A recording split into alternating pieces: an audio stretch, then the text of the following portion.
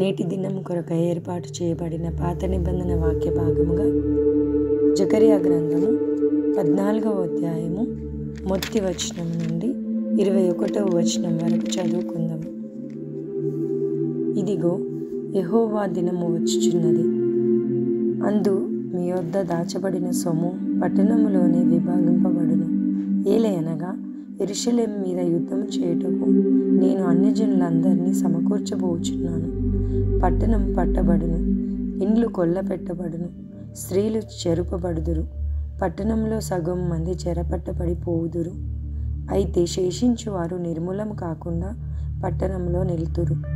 అప్పుడు యెహోవా బయలుదేరి తాను యుద్ధకాలమున యుద్ధం చేయు రీతిగా ఆ అన్యజనులతో యుద్ధం చేయును. ఆ దినమున యెరూషలేము ఎదుట తూర్పు తట్టునున్న ఒలీవ కొండ మీద ఆయన పాదములుంచగా, ఒలీవ కొండ తూర్పు తట్టునకును పడమటి తట్టునకును నడిమికి విడిపోయి, సగపు కొండ ఉత్తరపు తట్టునకును సగము కొండ దక్షిణపు తట్టునకును జరుగును గనుక విశాలమైన లోయ ఒకటి ఏర్పడును. కొండల మధ్య కనబడు లోయ ఆజీలు వరకు సాగగా మీరు ఆ కొండ లోయలోనికి పారిపోవుదురు. యూదారాజైన ఉజ్జియా దినములలో కలిగిన భూకంపమునకు మీరు భయపడి పారిపోయినట్లు మీరు పారిపోవుదురు. అప్పుడు నీతో కూడా పరిశుద్ధులందరూ వచ్చెదరు. నా దేవుడైన యెహోవా ప్రత్యక్షమగును. యెహోవా ఆ దినమున ప్రకాశమానమగునవి సంకుచితములు కాగా వెలుగు లేకపోవును. ఆ దినము ప్రత్యేకమైనదిగా ఉండును. అది యెహోవాకు తెలియబడిన దినము. పగలు కాదు, రాత్రి కాదు. అస్తమయ కాలమున వెలుతురు కలుగును. ఆ దినమున జీవజలములు యెరూషలేము నుండి పారి సగము తూర్పు సముద్రమునకును సగము పడమటి సముద్రమునకును దిగును. వేసవి కాలమందును చలికాలమందును అలాగుననే జరుగును. యెహోవా సర్వలోకమునకు రాజయ్యుండును. ఆ దినమున యెహోవా ఒక్కడే అనియు ఆయనకు పేరు ఒకటే అనియు తెలియబడును. యెరూషలేము బెన్యామీను గుమ్మము నుండి మూల గుమ్మం వరకును, అనగా మొదటి గుమ్మపు కొన వరకును, హనన్యేలు గుమ్మపు నుండి రాజు గానుగుల వరకును వ్యాపించును. మరియు గెబా నుండి యెరూషలేము దక్షిణపు తట్టునున్న రిమ్మోను వరకు దేశమంతయు మైదానముగా ఉండును.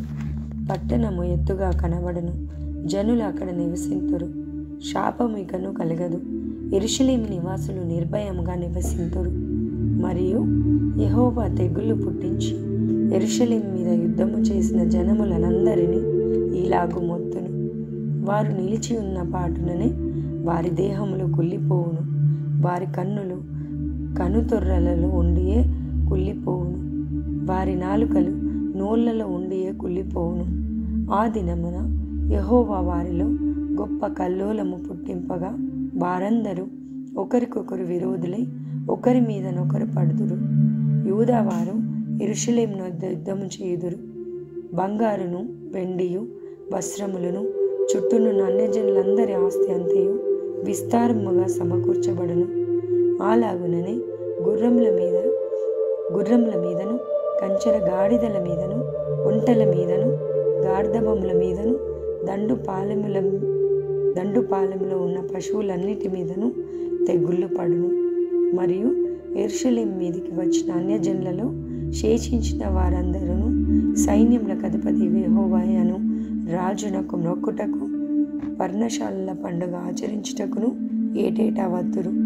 లోకమందుండు కుటుంబములలో సైన్యములకు అధిపతి యెహోవాయను రాజునకు మ్రొక్కుటకై యెరూషలేమునకు రాని వారందరి మీద వర్షము కురవకుండును.